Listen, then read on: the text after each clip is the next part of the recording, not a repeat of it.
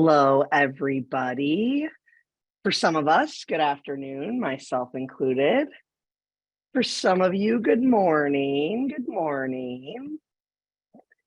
I'm really looking forward to today's presentation. I just want to make sure we give everyone a few minutes to hop on. A couple of housekeeping items. This presentation will be recorded, so you will be able to access the presentation after today. I'm also going to share my contact info so you can reach out to me directly if you have questions following today's presentation. We do have the Q&A turned on today. So if you take your cursor to the bottom of the screen where you're seeing me and those slides, you should get a little toolbar that pops up. One of the buttons on the toolbar looks like two overlapping chat bubbles, and it's labeled Q&A. If you click that open, you'll be able to actually send messages to our team. We're going to have time for live Q&A at the end of the presentation, and this is a good spot if you're having trouble seeing the slides or hearing. You can certainly message us there. I have some colleagues who are monitoring the Q&A, so they'll be able to see that. And again, for the new folks who have just hopped on, today's presentation is being recorded, so you will have access to the recording after today. You'll get an email at the email address you used to register for the event.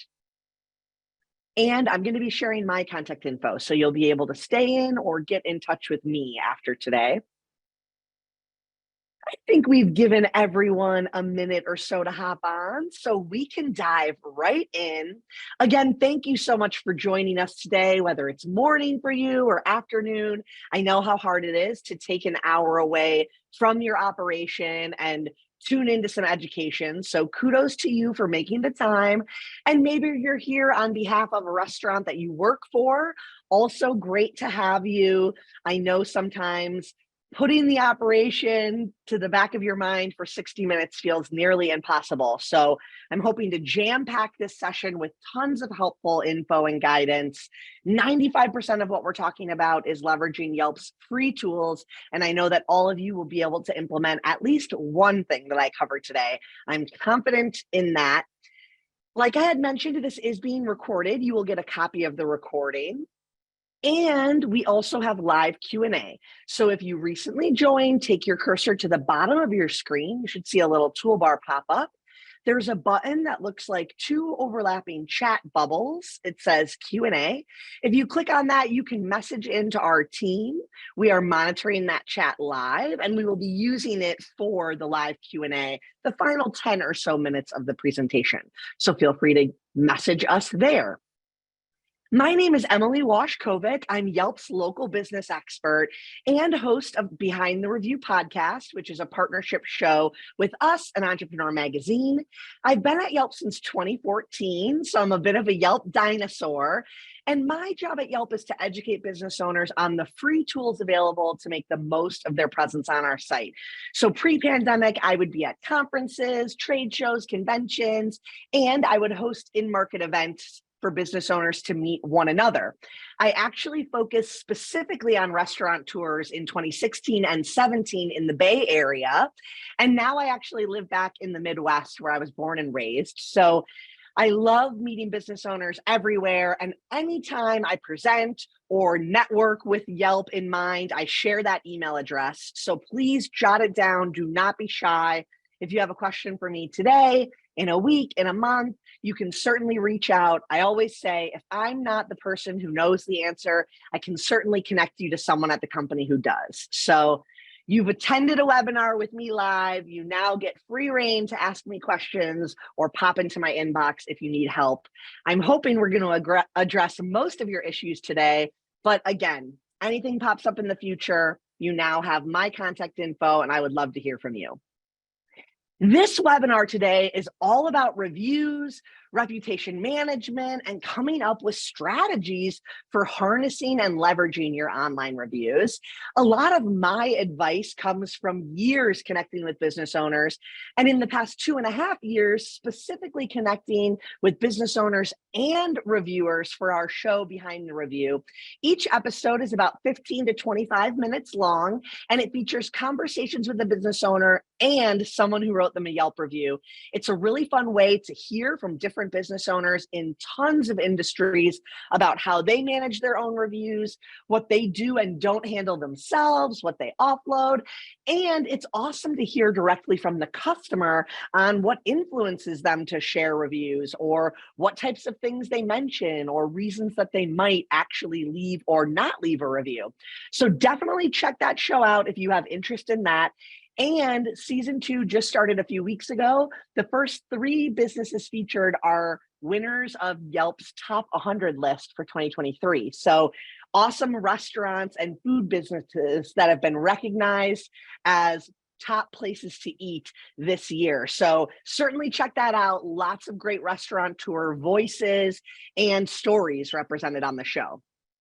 All right, today we're talking all about reviews, and we're not just talking about Yelp reviews, we're talking about reviews in general. And I always like to start this presentation by asking you to ask yourself, when was the last time you used reviews to make a decision? And again, I don't just mean Yelp reviews, I mean any sort of review. I, for one, have lost hours of my life on Amazon reading reviews for tons of different things. I always think of the time I ran the Chicago Marathon years ago, a one and done marathoner myself, and I researched long distance running socks for probably like 2 hours. It felt like such an important decision. And if other people had already experienced it and had something to share, I wanted to read what that was all about. And the reason I share this whenever I do this presentation is because we have to remember, as consumers, marketers, business owners, managers, reviews are a part of our everyday life. People rarely visit new businesses without looking online, and that could be because they do their search online, or maybe they get a recommendation or a referral from a friend or family member or colleague. They're still likely going to go online and validate what they heard. Check for business information. And that's why you want to make sure you are in that conversation and you're appearing where these people are searching. These numbers have been strong indicators of human behavior for a long time. And the only changes we ever see is more and more people reading and trusting online reviews.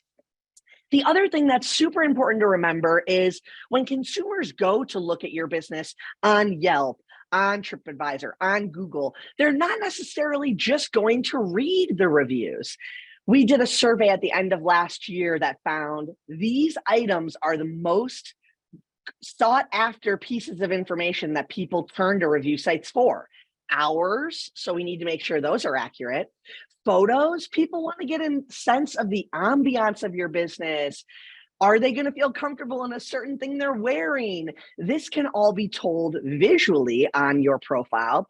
And then other things like pricing or business information. Sometimes they just want to see what's on the menu. But this is important because for you as a business, managing your online reputation and managing your reviews goes beyond just responding to the reviews themselves. It also is about making sure your business information is accurate and up to date. I hear a lot of business owners tell me, Emily, Yelpers aren't really my demographic. That's young college students looking for a place to grab a slice of pizza, when in fact, 70% of our users are over the age of 35. And these users have money to spend. When they're searching for a place to eat, they've already decided that they're going to spend money going out. They just want to know who to spend it with. And so we want to make sure we don't count these folks out. The other reality about being on Yelp, both with your information correct, but also being responsive to your reviews, is that presence will go beyond the Yelp app.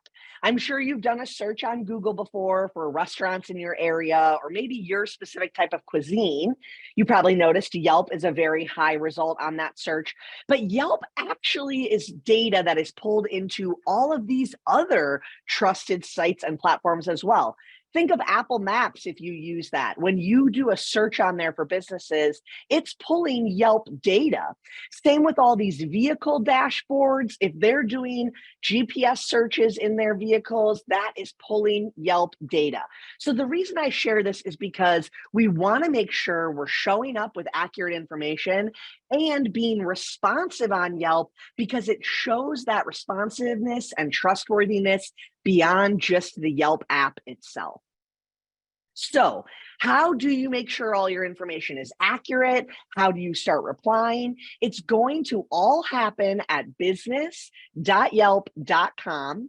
Super easy to remember. And I recommend logging in at business.yelp.com at least the first time, that we're making sure everything is right, accurate, up to date. And then going forward, you can use that business owner's app. It's free to download, and it's a great way to reply and stay engaged on the go. But from a setting up your profile perspective and even just navigating the back end of the profile, I do advise logging in on your desktop so that you can see all of the features of your profile.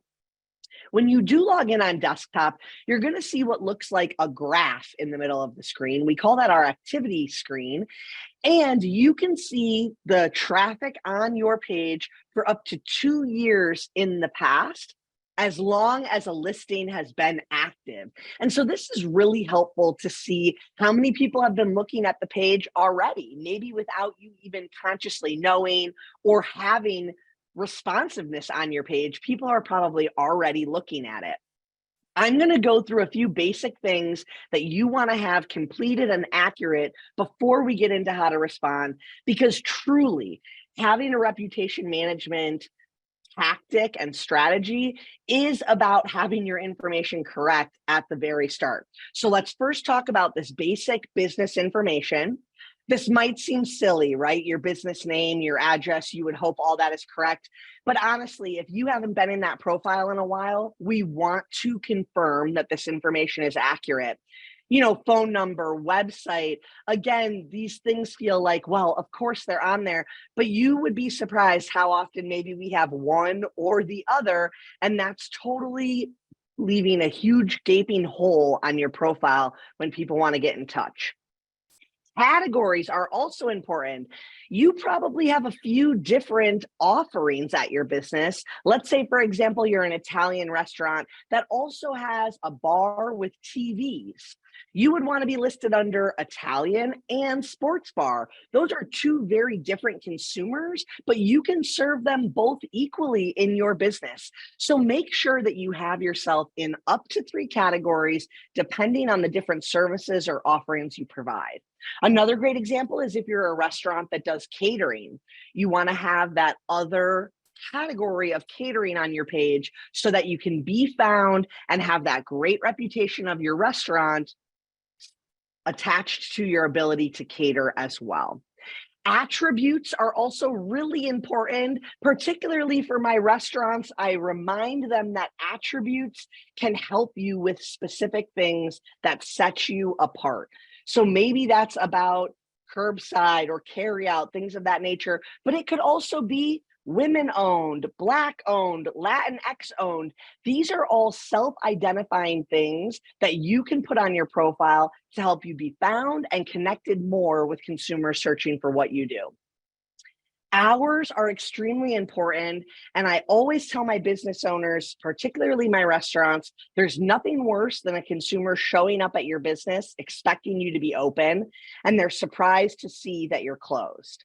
Now, on Yelp, you can update hours in the future as far as you'd like, and we call that special hours.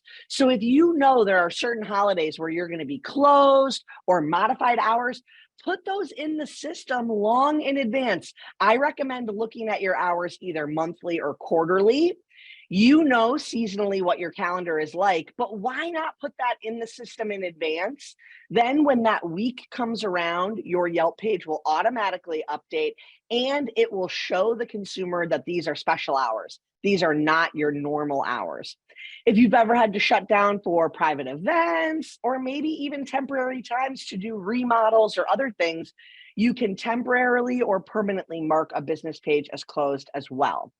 Now, remember, if we're talking about hours, we want to have those as our operating hours. I've had some restaurants ask me before, what about for our event space? How do we list those when it's not really open? If you have some element of your business that is more by appointment or isn't your traditional restaurant setup, you might be using that by appointment only button, but you would still want to indicate hours that you would be operational. And the reason for that is sometimes consumers search for open now or open at a specific time. So keep that in mind. Most of you are just going to be doing operational hours for your dining room, for your restaurant. But if you have some different service offerings, make sure you reflect those and then just add by appointment only. All right, this section is one of the last for profile completeness and one of the most important. It's our additional information section. So it's labeled specialties, history, and meet the owner or manager. Each of these sections has character counts.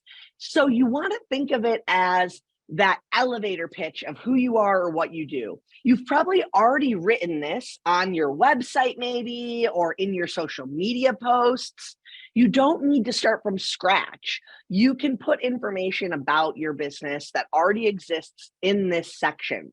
A couple key things to note in here. You do want to write in sentence format. You don't want to just list a bunch of keywords separated by commas. Also, you want to be very specific about what you do. You don't want to write a bunch of things about what you don't do. So if we're talking about menu items, go heavy on the emphasis of what you offer. Don't include things that you do not provide because the search engine is not able to attach those negative disclaimers to those keywords. Does that make sense? The best example I love to give when I talk about filling this section out for restaurants is the difference between me searching on Yelp for a Mexican restaurant and my boyfriend searching on Yelp for fish tacos. We're going to see relatively similar results because we're looking for the same type of restaurant. However, his search is going to prioritize businesses that have fish tacos mentioned in their reviews, in their about section, in their photo captions. So I want you to ask yourself, what is our fish taco? What are those menu items or maybe seasonal offerings that we want to include here to entice someone to check us out or come in?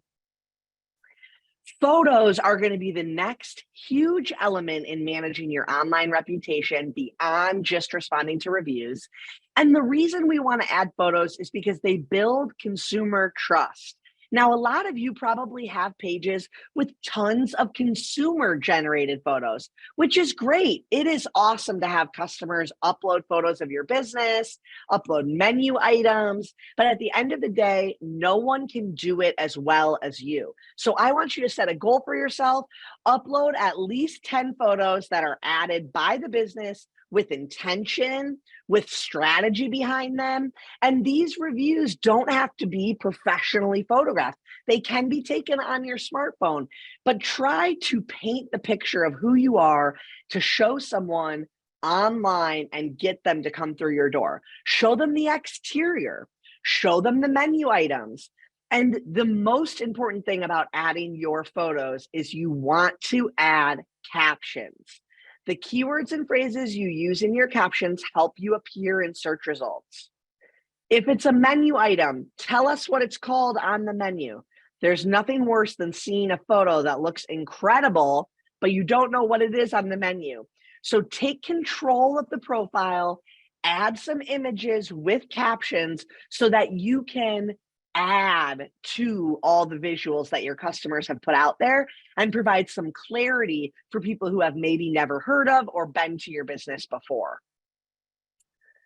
All right, that was my intro crash course. I could not do anything related to Yelp without making sure that we at least have our profile filled out and accurate, because like we talked about in the beginning, consumers aren't just going to review sites because they want to read reviews. They're going to see the menu, to check the hours. But of course, they are going to look at and read the reviews. And I want you to ask yourself, do I embrace customer feedback? And I don't just mean the customer that asks to talk to the manager while they're at the business. That's our ideal form of feedback, right? We would all love if our customers told us while they were there, gave us an opportunity to make it right. That is the ideal scenario. But that's just not how everyone operates. And so we cannot turn away from customer feedback if it's not in the format that we want. All right. I want you to think of online reviews the same way you think of someone asking to talk to the server, whether that's something that they want to share that was incredible, or maybe some feedback that they want to share, or something that missed the mark. But we have to change our approach and our emotion towards online reviews. And we have to stop discrediting our customers because they only went online to share their experience. All right. A lot of business owners tell me, Emily, the reason I feel that way is because everyone who goes online just goes to complain. They hide behind their keyboard, they write negative things, they don't think about us. Okay, some people do go online to share criticisms, but on Yelp, we have more 5-star reviews than 1, 2, and 3-star reviews combined. Overwhelmingly, customers want to share places that they love. They want to point people to the best of the best. They don't want to tear a business down. However, critical reviews help build credibility. And I know that that's hard to hear as an owner operator. It's hard to hear as a manager who's in charge of creating great experiences that result in 5-star reviews. But we need to stop focusing on the critical and being obsessed with getting the critical removed. And instead, we need to engage with all of our reviews because it makes us look like a trustworthy, credible business that people want to spend with. Hug Your Haters. This is a great book. I actually was just looking at it the other night, and then my dog got a hold of my bottom of the copy. However, all the great advice is still in here. And this book is fantastic. I recommend it for your managers. I recommend it for the marketers in your company. It's just a great reminder of the power and impact of responding, and not responding because we want the criticism down, but responding because we want to reflect our customer service practices for everyone else to see. Jay talks a lot about the big brands and companies that do customer service right. And I think in your industry, many of you go into it for the service side of things, hospitality, the love of sharing that great food and experience with your diner and with your customer. And so we want to be reminded of that when we're engaging with our online reviews. We don't want it to feel so combative. We want it to feel like a part of the process. And the other reality is, if we only respond to the critical reviews, of course, it always feels critical. But if we have a strategy for responding to all of our reviews, then we get to benefit from the positive as well, which is overwhelmingly what is being said about you. So when we talk about making this strategy, it's about first listening, being open to hearing what people are writing about you online. Then join the conversation.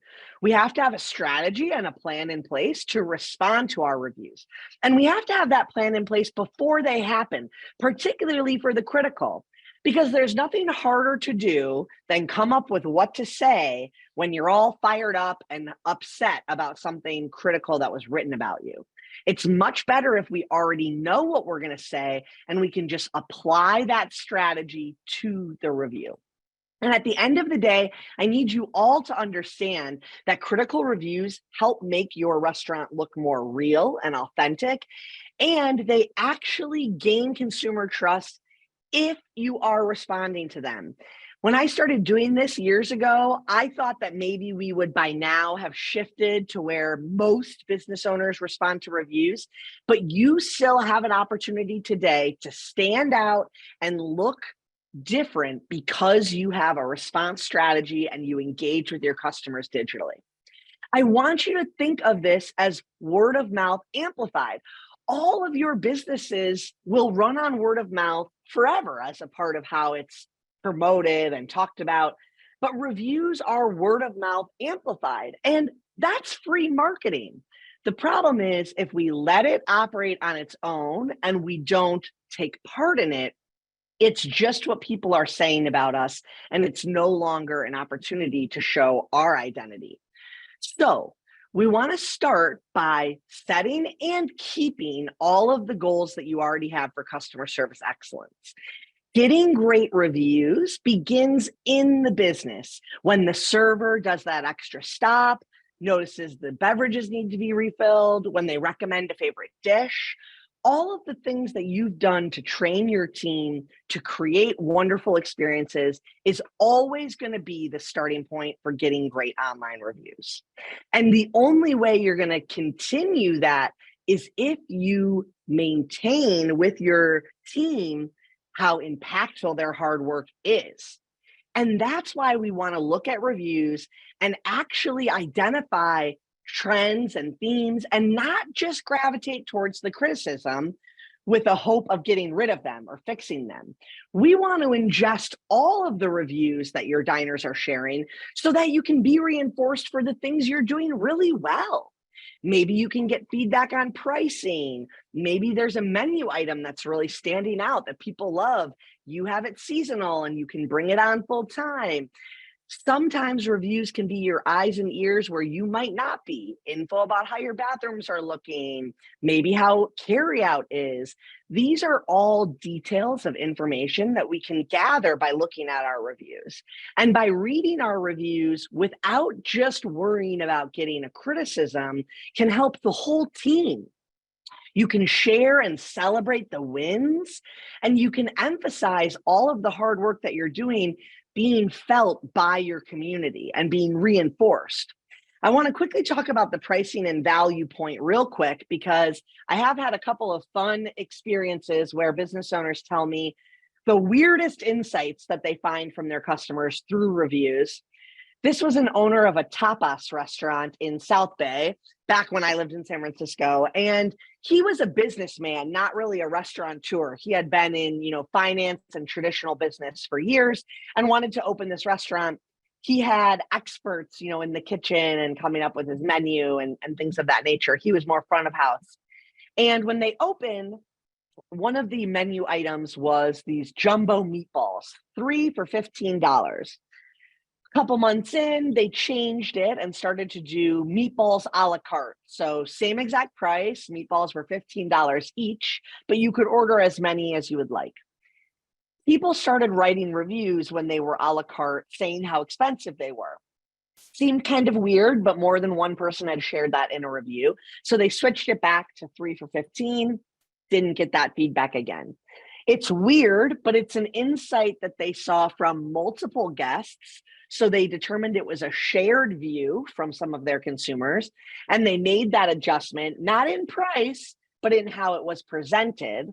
And the reason I share this is because when this same exact restaurant would get critical reviews about price in general, they would take that as an opportunity to respond publicly and indicate that they're a farm-to-table restaurant that sources ingredients locally, and that's what results in some of that higher price point.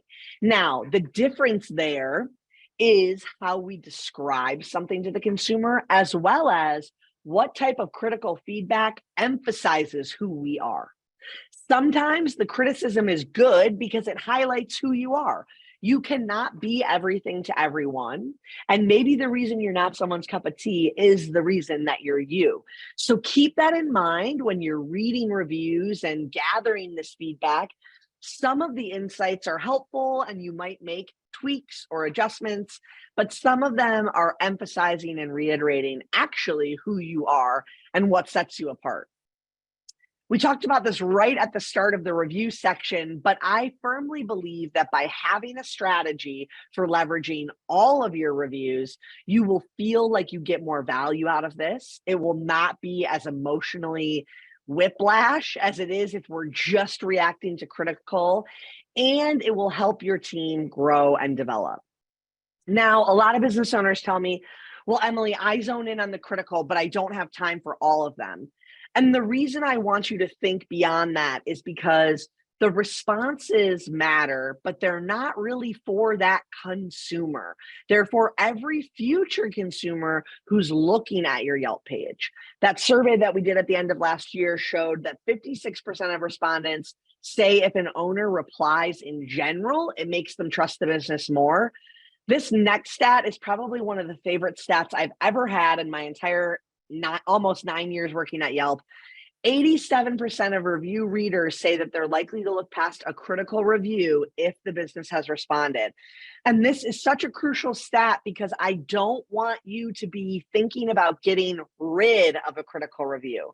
I want you to look at it as an opportunity to reflect your customer service practices.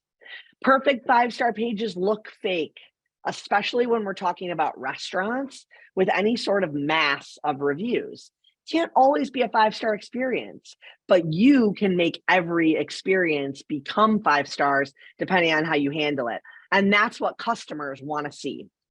All right, let's break down the actual responses and how I would recommend you go about crafting them. I'm going to start with the positive reviews because, again, you're getting more of these, but you're thinking about them less. And that's a huge missed opportunity. Positive reviews are a great chance to deepen a relationship with a customer that loves you. It's also a great way to reiterate or highlight things you're doing that you want customers to know about. So in this first column, the something to add column, this is where you're using a public comment to respond to a review, and a public comment shows up on the front of your page right below that review. Now, the reason you're doing a public comment is to show all of your customers that you read your reviews and you care. This will make them more inclined to share their own experience. It also means they're more likely to come directly to you if they have a concern rather than turning online. So use that public comment to your advantage to just simply show that you read and care about your online reviews. But if you want to get really strategic with it, you can also mention things that they mentioned in their review, or maybe something else that they didn't mention, because those keywords and phrases in your response do help your appearance in search results. So let's use an example. Maybe someone wrote a review about how great the steak was and they can't wait to come back. You could re-emphasize the dish that they mentioned and how much they loved it, or you could even welcome them back for another special that you might have or a seasonal offering that's coming up. So use that public comment to deepen the relationship with the customer and to illustrate the offerings and all of the different things that your restaurant provides. Now, if we are dealing with the ability of time to respond to these positive reviews, if we feel like we don't have a minute to write a customized sentence or two to each response, then maybe we consider doing our responses as a direct message. You can copy and paste the same thank you to everyone, and that still deepens the relationship. The reason you wouldn't want to do the same exact response to all your positive reviews as a public comment is it looks very repetitive, canned, and disingenuous on the front of your profile. But I still think it goes a long way to send something. So copy and pasting a normal thanks as a direct message is great. You also want to make sure that you're amplifying the positivity. So your Yelp reviews, or any review really, should be shared on social media. Maybe you have a section on your website. I've seen some restaurants do really cool things in their business with reviews. For example, I've seen review walls when you walk in. Maybe you have all different kinds of frames and you have different reviews printed off and displayed in your frames. I've also seen businesses and restaurants print reviews just in the back area for their team to read and celebrate one another by seeing what their customers have said in the past week. So think of ways that you can leverage those reviews, particularly the positive ones, to engage further with customers. All right, let's break down our critical review responses. First, I think that we need to consider all of the legitimate critical reviews. The fact of the matter is, your business is run and operated by humans. Mistakes happen, people have bad days, and sometimes there are legitimate breakdowns in service. Sometimes an experience is less than 5-star. Now, sometimes people are a bit unfair in their reviews as well, but all that really doesn't matter when we're talking about a review response strategy. Because again, We are not responding to these reviews necessarily to win that reviewer over. We're responding to reflect our customer service practices to all potential consumers. So when we have a legitimate less than 5-star experience, there's nothing better you can do than using a public comment to humanize the business, apologize for where things went wrong, and point out that this is not how things usually are at your operation. This does not need to be a long or lengthy response. It can start with a sentence thanking the reviewer for their feedback. It can address something that they mentioned in their review, and then take the conversation offline. Whether you offer a way to get in touch, like an email alias for the company or a direct phone number, or if you just say that you sent them a direct message and then you follow up on the Yelp profile with that direct message. Regardless, we want to show timeliness in our response, and we want to show that we're taking the conversation offline. This helps future consumers bring their concerns more directly to us because they see when they look at your page that you do engage and respond. This middle bucket here is for review inaccuracies. And I know a lot of times my business owners tell me, well, their version of the story, and that's not what my server said. At the end of the day, the only time we are correcting inaccuracies is if it impacts a future consumer. So, is it the hours of your happy hour, the price of one of your offerings? Those are reasons to correct an inaccuracy in a review response. But otherwise, we're going to just let it go because we're not trying to get into a back and forth dialogue. We're not trying to argue with the reviewer. Let consumers identify the review themselves as an outlier and use the public comment simply to set the record straight if it will influence future consumers. The last column here is a rant or a rave. We've all seen these before on Yelp and on all review sites. Sometimes people are just having a bad day and your business happens to be one they interact with.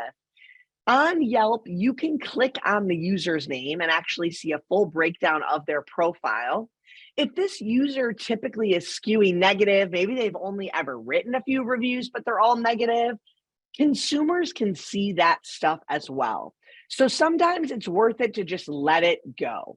But I believe that a response can have value, and a direct message is sometimes a safer bet if it feels like a rant that isn't going to go very far.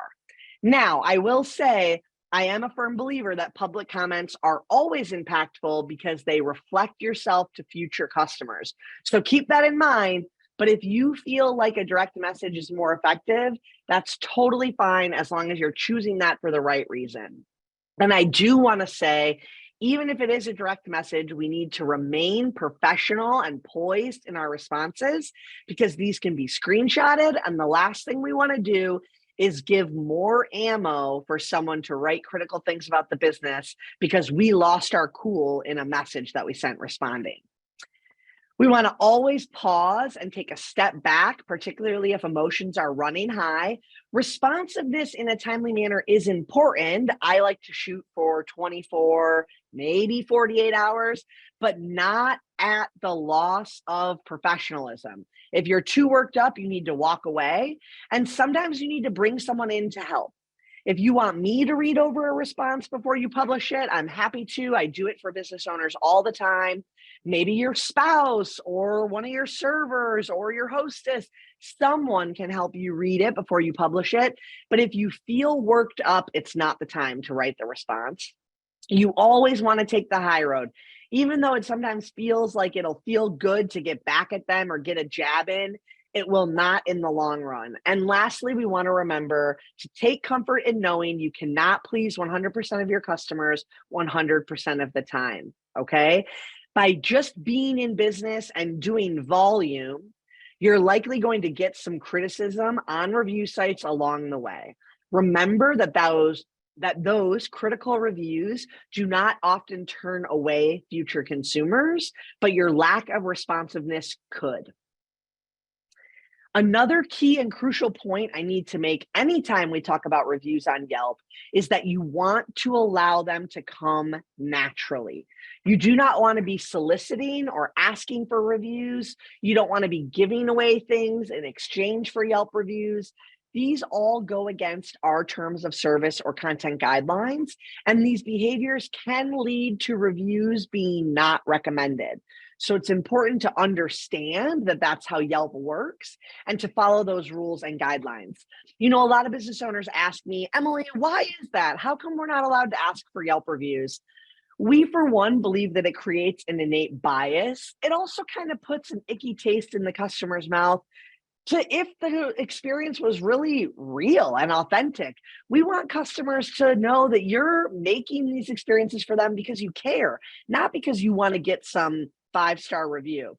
And the other thing is, consumers would not trust businesses as much if they knew that their reviews were incentivized. So think of that when you think of how you want to garner your online reputation. And know that other sites do not always have the same rules. So on some sites, TripAdvisor, for example, I know they have resources that you can print to ask customers for reviews. Just make sure you understand that distinction so that you're following the rules of the site and not working against yourself or essentially doing work to try to gather reviews that will not be reflected on your page. I always get tons of questions about the review recommendation software. So I'm going to give my little spiel here, and we can always answer in the live Q&A as well if we want to dig deeper. But it's important to know that since its beginning, Yelp has had a review recommendation software that's been in place to protect both consumers and business owners. If you go to trust.yelp.com, you'll be able to actually see a ton of information about all of the content moderation our team does, but it's everything from protecting businesses from competitor reviews. Sometimes there's different bots that are trying to write lots of negative reviews for certain business pages. Our review recommendation software looks at hundreds of signals to determine which reviews are the most reliable and trustworthy for the site. It also looks at things like how long we've known the user and how active they are on Yelp. If a user checks in at your business or adds photos, those things can all help that review content be more reliable or trustworthy. And as users become more frequent on Yelp, those reviews can move between the recommended and not recommended section over time. So all that to say, if you see customer reviews that are currently not recommended, that doesn't necessarily mean they will always stay there. My mom actually just started writing reviews a couple of years ago. When the pandemic started, she wanted to know how she could help all her favorite local businesses. And still to this day, some of her reviews on certain pages are in the not recommended section. And I share that because it's important to know that we're not saying that that's a fake review or it'll never be recommended on your page. It's just at that current time, the content and context of the review is not in the reliable and trustworthy section of the listing. This site is, or this page, pardon me, is a nice little poll from the Trust and Safety site of the most important things you want to keep in mind. Don't offer things in exchange. Don't work with companies offering to fix your reviews, and definitely don't put pressure on customers to go back and change their reviews. If we are reaching out or responding, we're doing that to show customer service practices, not to necessarily get that review removed. So just keep that in mind and make sure that you're moving forward with positive intention and not soiling a relationship with someone that could be turned around, as long as you're focused on them and not getting that critical review down. We put together this helpful checklist that I hope you'll return to when you get this recording and these slides, really just walking you through everything I discussed today, where to go to get into your profile, all the important things you want to fill out to make sure you're being found, and steps and advice for responding to reviews. At the end of the day, everything that's being said about you on Yelp is something you can engage with and something that you can use as a marketing tactic and to your advantage.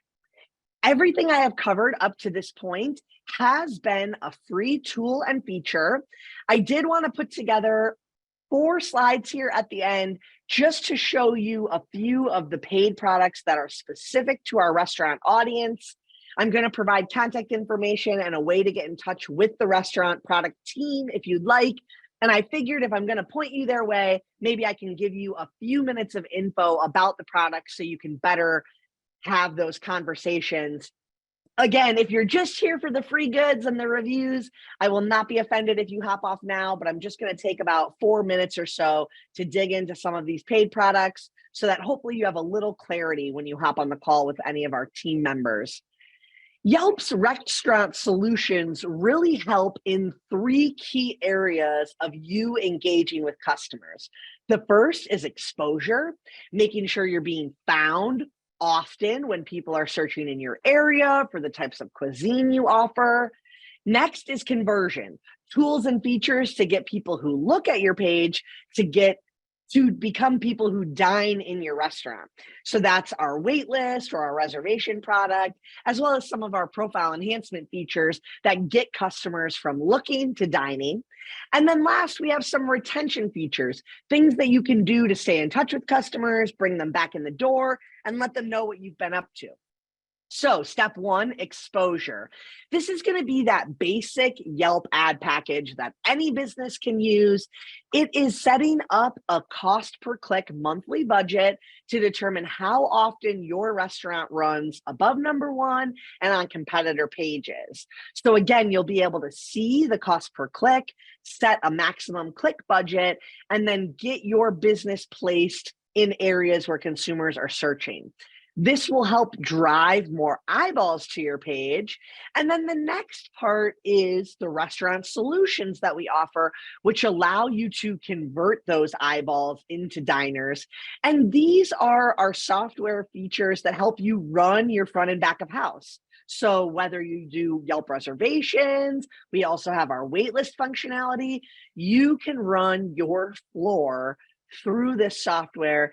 And by doing that, when consumers are finding you on Yelp, they're able to get in that wait list or make that reservation directly without having to do an additional click to another platform. We also have the new and improved wait times, which is really just helping you leverage the data of your customers and the behavior of your customers to help your team predict more accurately how long a wait may be. So this can help essentially integrate the data of what you're doing every day to give better predictions, which we all know helps the customers be happier. Who doesn't love getting quoted 10 minutes and being sat 7 later? Now, on the other end, if you're quoted 10 and it's that 15-minute mark, we're wondering what happened, right? So these products, features, and tools can help you improve some of those waits. And then last, we have Yelp Connect, which is a great feature for retention. I love Yelp Connect because when you go into your account and you go to the Connect tab, you can actually see how many followers your restaurant already has.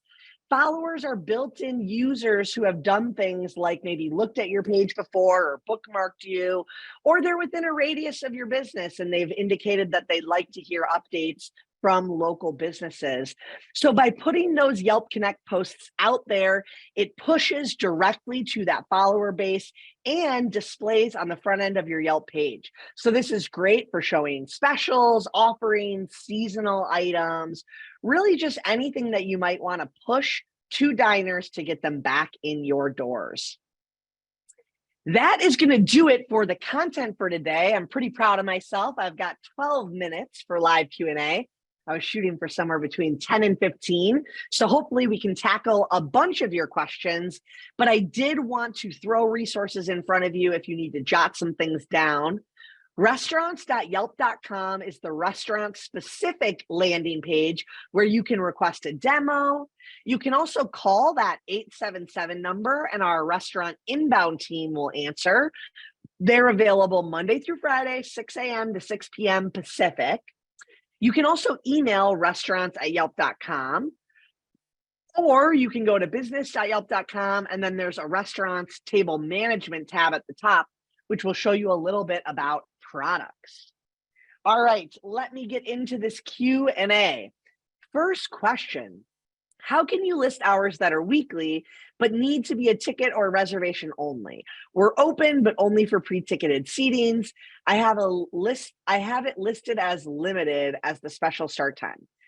All right, S.A. Miller. So you are in the unique position of putting hours that are operational. So, what hours could someone get a ticket or a reservation for?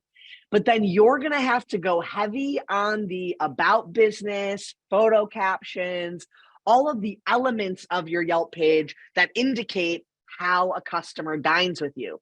So, the about section, we want to be making it very clear that these are ticket reservation seating.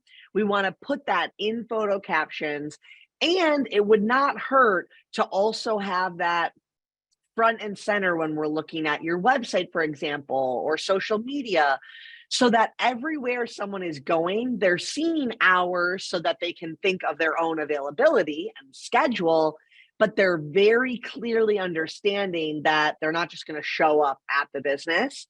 I know this is a little bit of a challenge, but using the by appointment only function and button on the profile will really help.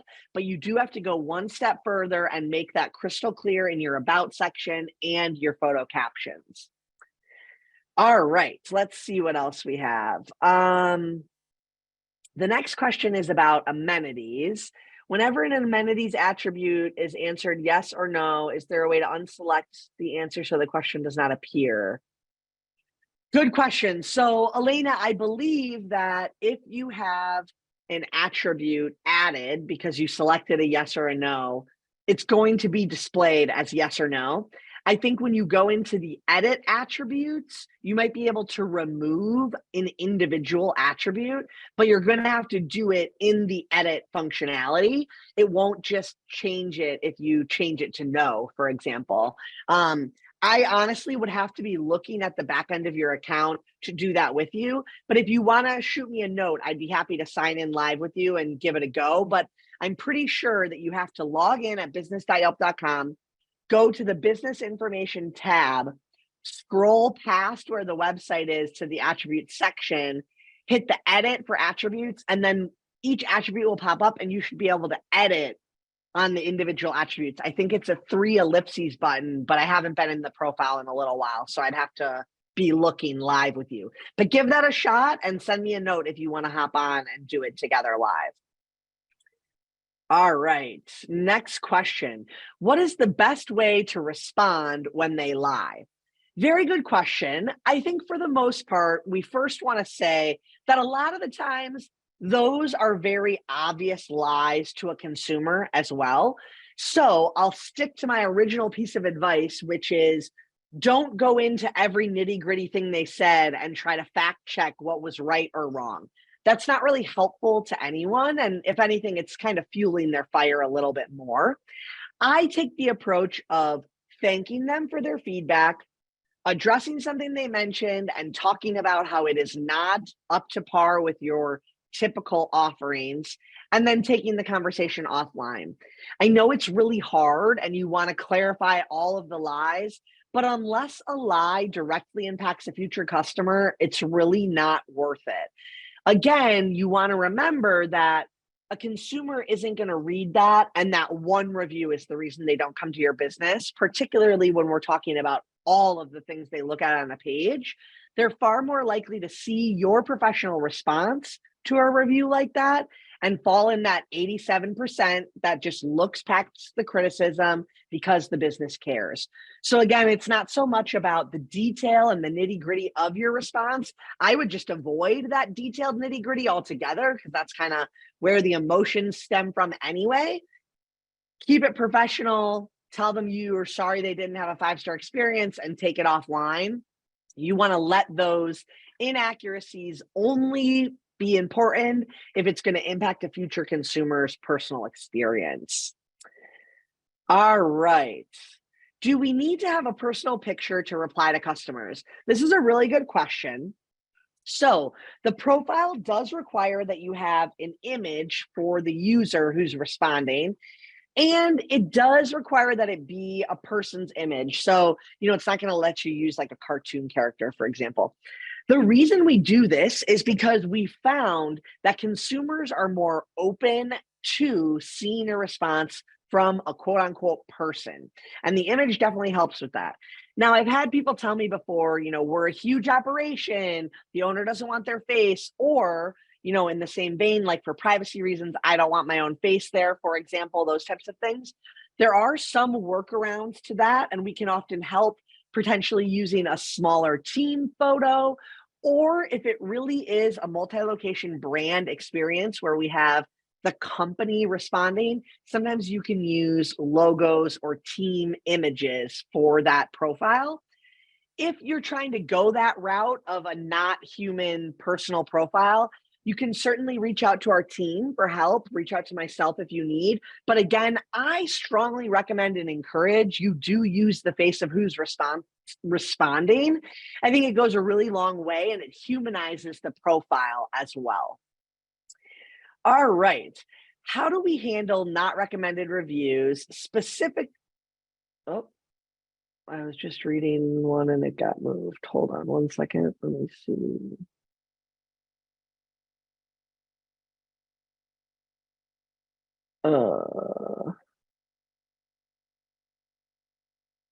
Sorry, y'all. I think someone might have dismissed the question I was just about to ask, but that's okay.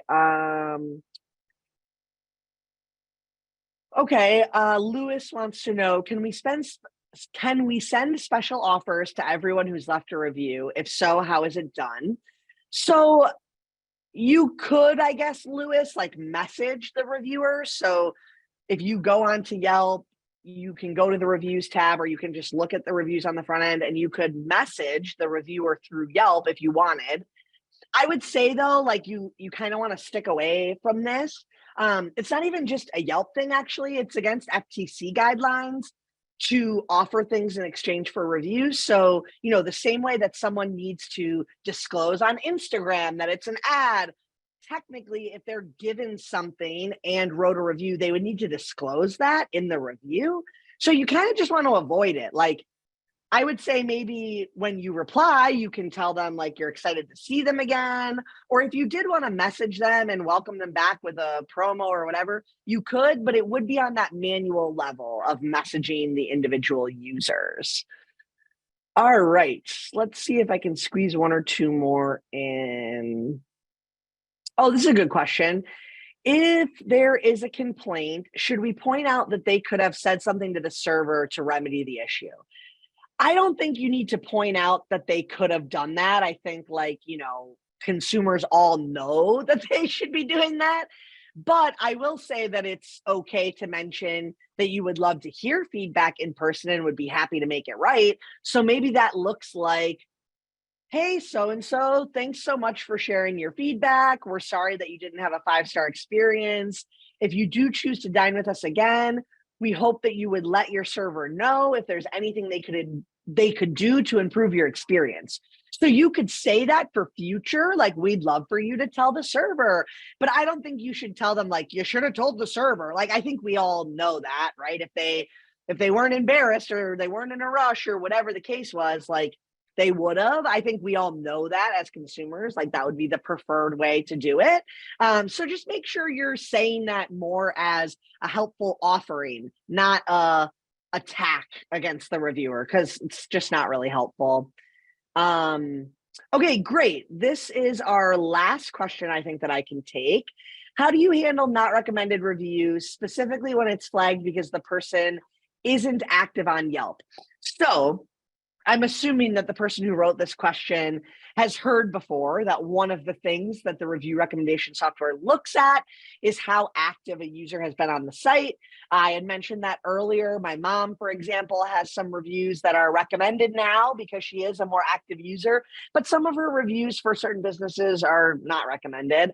The reason I point that out is because the software is looking at hundreds of signals. So there's nothing that you can do to get a not recommended review recommended or to validate a review that's from someone who hasn't used the site a bunch. But there are things that you can do in your business that just encourage reviews to stick more, one of which is to set up a check-in offer. If people are doing a Yelp check-in, they are physically within the GPS vicinity of your business. They have to be in order to check in. And so if you have a check-in offer and you're encouraging that check-in behavior, those users are going to be prompted by Yelp to share a review. They'll be sent an email and a push notification, but also that review will have more credibility on the site because they know that you were physically in that business. The same is true of reviews with photos, for example. That adds more color to what is being shared. And so if you can encourage your customers to take and share reviews of their experience at your business, that could help those reviews become more trustworthy as well. But again, you want to let the reviews happen naturally. You honestly don't even really want to worry about those not recommended reviews. But if you have your alerts on to get a notification anytime you get a review, you'll be able to reply to all of them, whether they're recommended or not. All right, we are at the top of the hour, so I'm going to have to close the Q&A and wrap now, but it was so great having you all on the call. You will get an email since you registered for this event with the recording as well as the slides, and you can get in touch with me or our restaurants team using any of the contact addresses and numbers below. I hope you all have a great rest of your day, and we will see you next time on Yelp.